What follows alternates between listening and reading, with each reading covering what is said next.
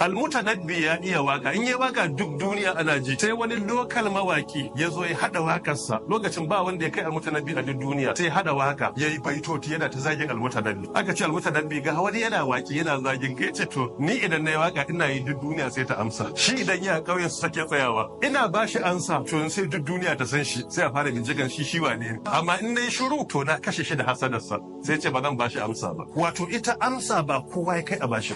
Kaga Allah ya ce mai kyau da mai muni ba sa zama ɗaya. Idfa billati hi ahsan. In wani ya maka sharri ko ya maka zuƙi ta malla ko ya maka batanci, Allah ya ce ka tunkuɗa wannan da mai kyau. Sai wasu ababe da masu hikimar magana suke faɗa, in suka haɗu biyu to shikenan mahaukaci ya hau kura kenan. Babu wai rijiya gaba dubu wanda ya baki ya bai wa Allah. Shine a samu tsabar jahilci, sai kuma to aka samu kiyayya da hassada suka haɗu wuri dai to an shiga uku. Wannan ita ma wata rijiya ce gaba dubu wanda ya baki yayi me ya ba wa Allah. In dai mutum yana kinka kuma ka ci gaba to ka shiga uku. Akan wannan ba zai hakura ba, amma in ka rike Allah to duk abin da zai bayi da amfani. Shi yasa magabata ke cewa wai kullul adawati qad turja ifaqatuha illa adawatu man adaka min hasad. Dukkan wata kiyayya ana sa ran akwai ran da za ta gushi da kyautatawa da hakurinka, amma banda kuma kiyayyar wanda yake kiyayya da kai da hasada. In dai hasada yake yi to ran da ya zama ni'imar ta gushe ne zaka